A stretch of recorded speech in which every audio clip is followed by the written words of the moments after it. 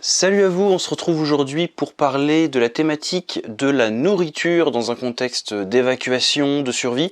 On va comparer différents types d'aliments, différents types d'alimentation, surtout dans l'idée de voir ce qui est le plus pertinent, le plus nutritif, le plus pratique. Première idée, les rations type RCIR, les rations militaires. Donc là, les grosses rations 24 heures de l'armée française. Vous connaissez déjà, ces rations sont considérées comme étant probablement les meilleurs au monde. C'est peut-être un petit peu prétentieux, mais c'est sans doute vrai. En tout cas, j'ose le croire. Donc c'est des rations qui vont permettre d'être autonome 24 heures en nourriture, en apportant petit déjeuner, déjeuner, dîner, collation, énormément de calories. C'est une ration qui permet d'être autonome. On a à l'intérieur de quoi réchauffer la nourriture, on a à l'intérieur de quoi traiter de l'eau. Le combattant ou le survivant a de quoi se débrouiller pour 24 heures sans mourir de faim, voire même en se faisant plaisir. Donc avec muesli, la petite soupe, biscuits salés sucrés, le petit kit de boissons chaudes, thé, café, chocolat, paquet de mouchoirs, beaucoup de sucreries et de chocolat, de la boisson isotonique pour donner un meilleur goût à l'eau si on a traité l'eau avec les pastilles de purification. Une boîte de conserve pour le midi, une boîte de conserve pour le soir, avec souvent des plats quand même un petit peu alambiqués, des choses un petit peu semi-gastronomiques. Donc la joue de porc aux ravioles, salade de gésier au quinoa rouge. C'est des plats, même dans les cantines scolaires, on n'a pas un menu comme ça. Petite entrée, par exemple, la thon à l'escabèche, un dessert ou un fromage, donc là c'est un fromage fondu, souvent il y a des crèmes aussi, type Mont Blanc, etc. Et le réchaud à pastilles d'alcool, plus les pastilles de purification d'eau, ce qui permet bien, de réchauffer les plats cuisinés. Donc, les rations militaires, surtout les RCIR, avantage, on a tout en un, c'est assez économique si on arrive à les trouver autour d'une dizaine d'euros. On pourrait se faire les nôtres maison en achetant en gros des produits de supermarché à l'unité ou en boîte de plusieurs pour après réduire un petit peu les coûts. Donc acheter des boîtes de conserve rondes pour une personne de plats cuisinés, des petites boîtes de pâté, des crèmes dessert, des barres de céréales, des sucreries, du chocolat. Il manquerait toujours le réchaud, les pastilles de purification. En réalité, pour avoir réfléchi à la question et pour m'être posé la question de savoir si c'était pertinent de faire ces rations soi-même, au final, je suis arrivé à la conclusion que ce n'est pas rentable. Voilà, s'il faut acheter toute la nourriture, si on veut avoir la même diversité de produits, le même apport nutritionnel, la même qualité. En plus de ça, on a certains produits qui sont quand même assez coûteux. Par exemple, si vous l'achetez spécialement du muesli lyophilisé, avec un produit comme ça, par exemple chez Decat, ça va être 4 € à l'unité. C'est pas rentable. Même si vous les faites vous-même, ça va vous demander beaucoup de temps, beaucoup d'argent pour acheter les produits en quantité et après reconditionner en petites rations. Vous allez peut-être arriver à un coût de revient inférieur à 10 €. Mais vous n'aurez ni la qualité des produits, ni la praticité telles qu'elles sont dans les rations françaises. Si vous voulez des RCIR, mieux vaut acheter directement des RCIR plutôt que d'essayer de se les faire soi-même, ça ne sera pas rentable. Inconvénient, bien sûr, vu qu'on est sur des produits majoritairement consommables de suite, des boîtes de conserve ou des produits à consommer tels quels, c'est très gros et c'est très lourd. Donc, dans le sac d'évacuation, la RCIR ne va pas avoir sa place, même si c'est pratique et très riche et c'est la nourriture qui va le plus s'approcher de la nourriture du quotidien, ce qui est important pour le moral. Voilà, trop lourd, trop encombrant pour le sac d'évacuation où on cherche de la légèreté. Même si on parle niveau 2, niveau 3, vous avez une seule journée là-dedans d'exercice, donc la RCIR sera peut-être plutôt à réserver à la voiture. Là par exemple dans la caisse voiture, dans le kit voiture, pour l'évacuation en voiture, pour le quotidien en voiture ou pour du moyen terme ou du long terme, la RCIR, par contre, ça a tout à fait sa place dans la voiture. Vous pouvez en prévoir, par exemple, une par membre de la famille à conserver dans la caisse voiture. Et là, ça aura tout à fait sa place, je pense, s'il faut se les trimballer. Si par exemple vous partez pour une semaine, vous n'allez pas en emmener 7 dans votre sac à dos parce que votre sac à dos va déjà être plein et il va faire 9-10 kg seulement de ration. Parce que là, voilà, on est sur un format boîte à chaussures, ça fait 1 kg, 1,5 kg. Petite sœur de la RCIR, la RIE, ration individuelle d'exercice. Même principe, mais sur un seul repas. Donc on a les mêmes avantages et les mêmes inconvénients, c'est seulement que ça permet d'avoir quelque chose d'un petit peu plus petit parce que c'est prévu seulement pour 12 heures. Et pareil, le prix s'en ressent de moitié, comme c'est pour 12 heures au lieu de 24 heures. On passe de 10 € pour une 24 heures à 5 € à peu près, 4-5 €. Si vous arrivez à la trouver à ce prix-là, ça peut être intéressant. Parce que pareil, payer ce prix-là pour des rations militaires, financièrement, on s'y retrouve compte tenu les produits qu'il y a dedans. Si vous deviez acheter tous les produits par vous-même, vous n'allez pas vous en tirer pour ce prix-là et ça vous reviendra plus cher. Petit biscuit mais en format 12 heures, une soupe pour le soir, quelques sucreries, un seul plat, du coup, vu que c'est prévu pour un seul repas ou pour 12 heures, un seul plat avec son mini kit réchaud, donc ça qui est très sympa aussi. On n'a pas le même modèle de réchaud, vous voyez sur l'image. On va avoir une demi-boîte d'allumettes, ils n'ont pas mis une grosse. Un demi-réchaud, 3 pastilles au lieu de 6. Une petite terrine, un dessert. Niveau calories, c'est pas mal, mais voilà. Même problème hein, avec la RIE qu'avec la RCIR, mêmes inconvénients. Beaucoup d'emballage, beaucoup de déchets, donc beaucoup de poids. Donc qui peut le moins, peut le plus. Hein. Si vous avez la place d'avoir la RIE, autant avoir la RCIR dans la voiture. Ça permettra d'être encore plus autonome qu'avec une petite RIE de 12 heures. Mais financièrement, pareil, on s'y retrouve vu les produits qu'il y a dedans. Ensuite, l'alternative, donc les rations maison. On a vu que faire des RCIR, c'est un petit peu trop gros, un petit peu trop encombrant. Mais si on s'inspire plutôt du format américain, on peut faire plutôt des MRI. Donc comme je vous avais déjà présenté, des menus type 12 heures, mais beaucoup plus compacts, avec un plat dans une pochette type sous-vide, pas dans une boîte de conserve, des petites collations à consommer telles quelles directement sans réchauffage. Voilà, des petites émeries comme ça mis sous vide. Je pense par contre que ça peut être une bonne idée pour la voiture ou pour le sac d'évacuation niveau 1, niveau 2, puisque c'est un petit peu plus compact, plus pratique, plus léger que les RCIR militaires. Et également plus économique que des MRI de surplus, donc des MRI américaines, vraiment des vrais de l'armée,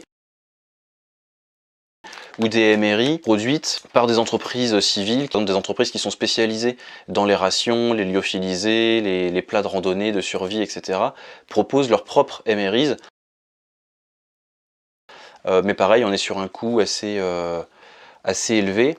C'est-à-dire que souvent pour une ration de 12 heures de un seul repas, on va être autour d'une dizaine d'euros. Même s'il y a à l'intérieur un menu assez complet, assez copieux, et surtout un ensemble de réchauffage par mécanisme chimique, hein, vous savez, c'est des sachets dans lesquels vous mettez votre plat cuisiné, vous mettez de l'eau, ça fait une réaction chimique et ça vous chauffe le plat sans avoir à avoir un réchaud à gaz, sans avoir à avoir un réchaud à alcool comme dans les rations françaises, sans avoir à faire de feu, vous allez pouvoir manger chaud avec un système chimique. Et ça, c'est un produit, ces réchauds-là, enfin ces sachets de réchauffage-là, c'est un produit qui peut être assez coûteux si vous avez à faire vos rations vous-même. C'est pour ça que j'essaie, moi, de faire des rations qui vont pouvoir être consommées froides. Si on n'a pas le petit réchaud ou autre, on va pouvoir manger ça froid directement. Sans souci, même si ça sera un petit peu moins bon que de réchauffer le menu. La dernière fois dans la vidéo sur le bob, je vous avais parlé des paquets type trail mix, comme ça n'a pas besoin d'être réchauffé, ça n'a pas besoin d'être cuisiné. Voilà, des fruits secs, des fruits séchés, des oléagineux, c'est très riche, ça se consomme directement, même en marchant. Un petit truc sympa, c'est les biscuits aussi REM. Donc c'est des biscuits avec du chocolat à l'intérieur, c'est très peu cher, c'est très calorique. Les biscuits de la République en marche, ça vaut rien et ça gave. Autre format, même chose, ration maison sur 24 heures, mais qui nécessiteront d'avoir un réchaud dans votre sac ou dans votre voiture. C'est le même principe, mais sur 24 heures. Petite différence, sur une, on a du muesli que j'avais récupéré dans une ration, et sur l'autre, on a 2 biscuits petit-déj. Vous connaissez ces types de biscuits petit-déj qui sont vendus souvent par grande boîte, c'est des produits de supermarché. En fait, si vous voulez faire vos rations et avoir du muesli, c'est un produit qui peut être assez coûteux, comme je vous le disais, ou pour quelques euros, vous pouvez avoir une boîte complète de ces biscuits petit-déjeuner.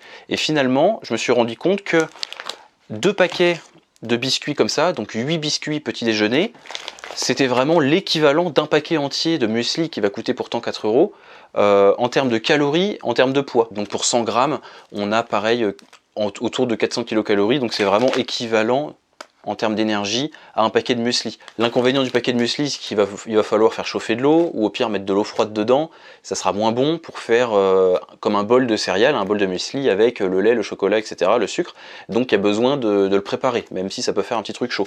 Alors que les biscuits petit déjeuner, non seulement on peut les consommer directement tels quels, comme des biscuits, donc c'est un petit peu plus pratique, et si besoin, vous pouvez quand même en faire une bouillie, c'est-à-dire les émietter, mettre de l'eau chaude et ça va vous faire une bouillie de biscuits. Donc par exemple pour des enfants ou pour des personnes âgées ou blessées ou autres, ça fait double emploi quoi.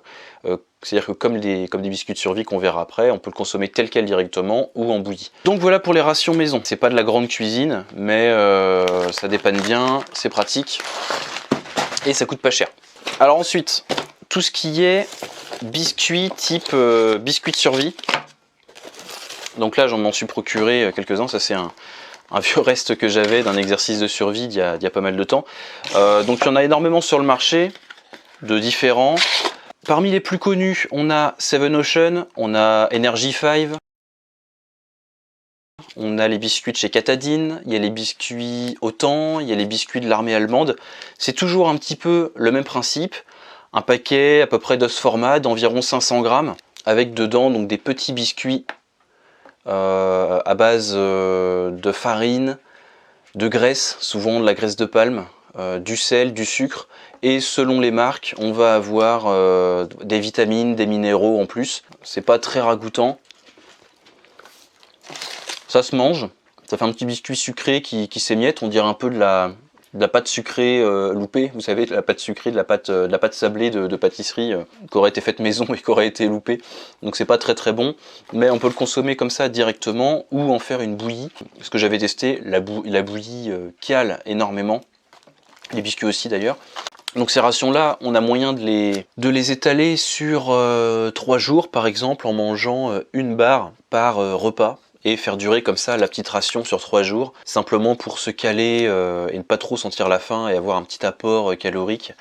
Ou on peut aussi la manger, l'étaler sur une journée. Donc par exemple là les Seven Ocean, 9 barres coupées en 2, ça fait 18 biscuits. Eux conseillent de manger pas plus de 6 portions sur 24 heures. En réalité, un paquet de 500 grammes, ça fait environ 2300 kcal. Donc si on mange que ça sur une journée, c'est à peu près l'apport d'une journée hein, en termes de calories. Là, on n'est clairement pas sur la nourriture conventionnelle, donc derrière, ça peut mettre un coup au moral. Voilà, ça peut ne pas plaire à tout le monde, notamment si vous avez des enfants, etc. C'est vrai que ça peut vite pas le faire par rapport à la nourriture qui ressemble le plus à ce qu'on mange habituellement. Notre but, c'est quand même d'essayer de préserver un minimum de normalité et faire manger ça à des enfants ou des personnes qui connaissent pas du tout et qui vont pas accepter l'idée.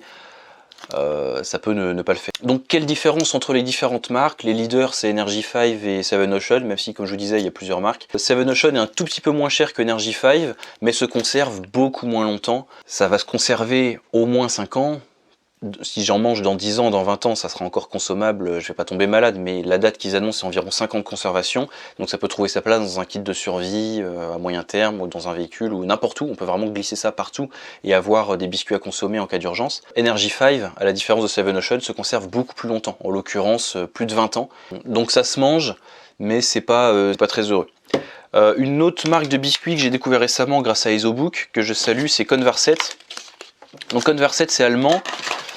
L'avantage c'est que non seulement il y a des goûts, il y a des parfums, en plus de ça c'est nutritionnellement peut-être un petit peu plus avancé, avec plus de vitamines, avec des minéraux. C'est en portions individuelles, ce qui permet de se rationner peut-être un petit peu plus facilement, ou en tout cas de les répartir si on veut faire des kits un petit peu plus petits, ou pour des périodes plus courtes, contrairement à des grosses rations comme Seven Ocean ou Energy 5.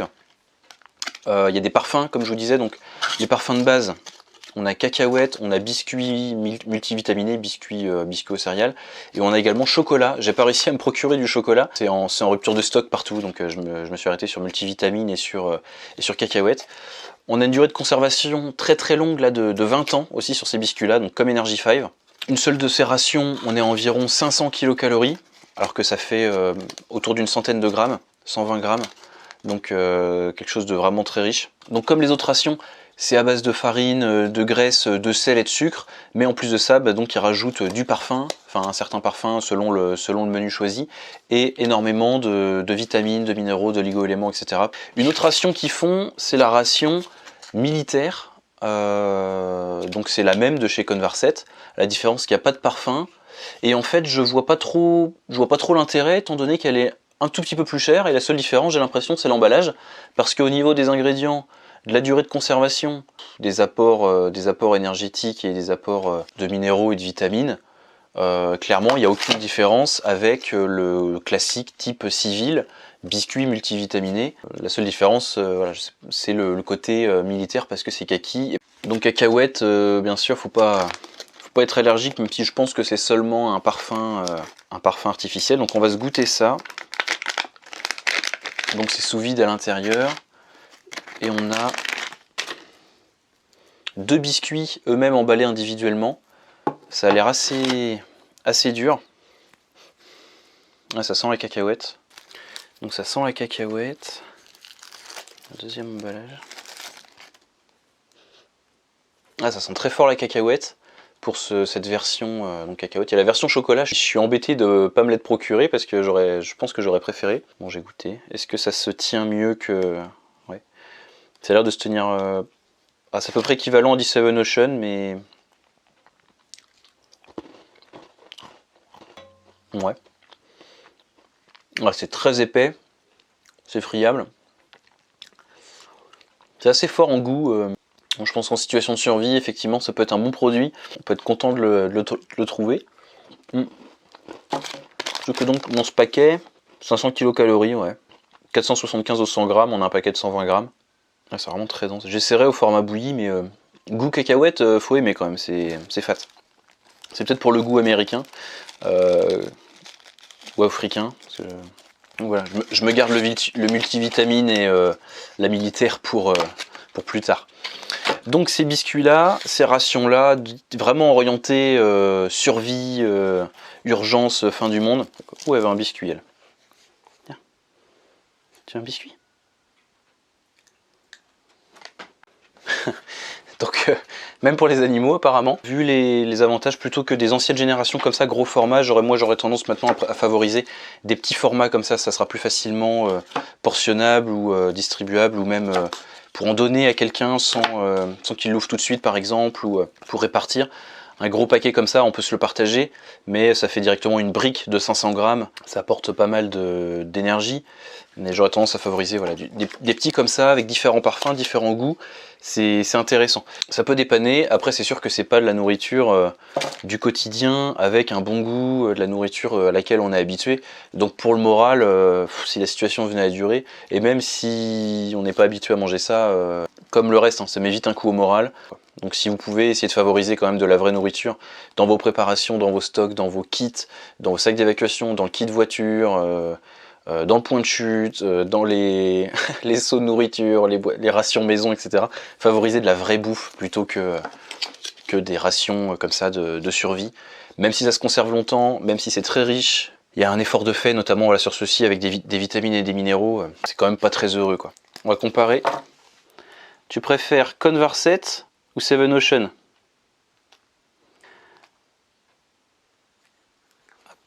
Celui-là? Non? Converset ou Seven Ocean? Vas-y, prends. Bon, Converset. Donc, bon, je vais me rester sur mon Seven Ocean. Ouais, c'est vrai qu'à côté, c'est moins bon. Ah.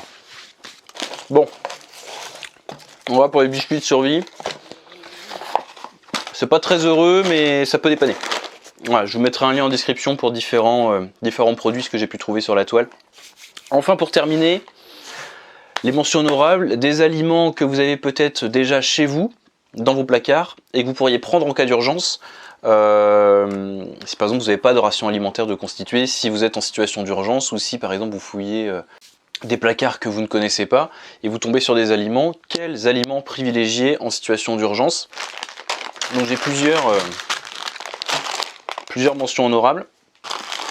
Donc bien sûr tout ce qui est boîte de conserve, plats cuisinés, etc. Petite boîte de terrine. Moi j'ai tendance à vous encourager à favoriser en priorité la sardine à l'huile. Tout d'abord parce que nutritionnellement c'est ce qui va apporter peut-être voilà, des bonnes protéines, des bons lipides. L'avantage des sardines à l'huile, des petites boîtes de sardines à l'huile, donc on est sur un petit contenant rectangulaire qui va pouvoir se glisser partout. Mais comme ce sont des sardines à l'huile, ça va pouvoir faire un petit peu de double usage. Si par exemple, quelque chose que vous pouvez faire assez facilement, ça va être consommer les sardines. Il vous reste après toujours la boîte remplie d'huile. Vous allez pouvoir très facilement ensuite la transformer en réchaud de fortune, en réchaud de survie, en ajoutant dedans des morceaux de carton, du tissu, une mèche quelconque dans une matière qui va pouvoir brûler. Vous allez pouvoir transformer la boîte en métal remplie d'huile avec cette mèche de fortune en réchaud de fortune. Après réchauffer d'autres plats, faire bouillir un petit peu d'eau, un petit volume d'eau, vous faire une boisson chaude, ou même vous réchauffer le plat principal que vous aviez prévu après. À faire bien sûr en extérieur, parce qu'une grosse lampe à huile comme ça va... Un hobo stove comme ça va fumer noir, ça va sentir mauvais, ça va faire des grosses flammes jaunes qui vont faire de la suie, mais c'est une source d'énergie, une source de chaleur, en plus d'être une source alimentaire, donc ça peut être une très bonne idée d'avoir ça, une boîte de sardines.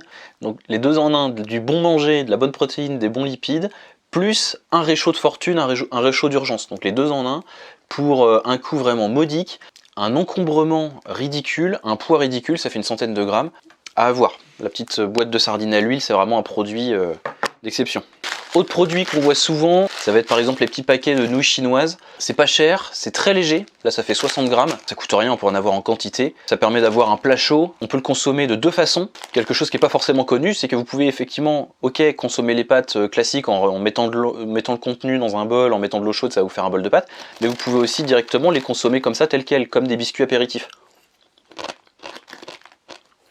En fait c'est pré-cuit, c'est frit, ça se réhydrate très vite, ça se consomme très vite parce que c'est déjà pré-cuit. C'est pour ça que c'est aussi riche et... enfin aussi calorique dans un format aussi léger. On est sur un produit qui se rapproche de ma barrière que je fixe à 500 kcal au 100 grammes. Quelque chose de très économique, ça se conserve très longtemps, c'est très léger, ça peut être un produit intéressant aussi.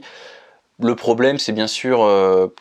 au niveau santé, c'est vraiment ce qui est possible de faire de plus merdique, c'est vraiment de la bouffe ultra industrielle, ultra transformée, c'est plein de glutamate monosodique et d'huile de palme, donc clairement c'est du fumier, mais en situation d'urgence, en situation de survie, qui est choisi pour la survie du quotidien par beaucoup de gens qui n'ont pas les moyens, hein, c'est vraiment la caricature du plat d'étudiant ou de pauvre. Et enfin, troisième produit, tout simplement aussi pour de la survie économique et pratique, tout ce qui est oléagineux, fruits secs, donc notamment en tête les cacahuètes grillées salées, tout simplement parce que c'est le produit le moins cher qu'on va pouvoir trouver dans cette catégorie. Si vous préférez voilà, des trail mix, des energy mix avec plusieurs oléagineux, ou même simplement des amandes, des noix, des noisettes, ça sera peut-être encore mieux. Les cacahuètes c'est vraiment le produit de base hein, dans cette catégorie, le moins cher. Là on est à un produit qui est à plus de 600 kcal au 100 grammes, donc avec un paquet de 250 grammes. Clairement vous avez de l'énergie à revendre, donc c'est surtout des lipides, c'est pour ça que c'est très calorique, mais il y a quand même un petit peu de protéines végétales et un petit peu de glucides, donc en complément d'autres choses.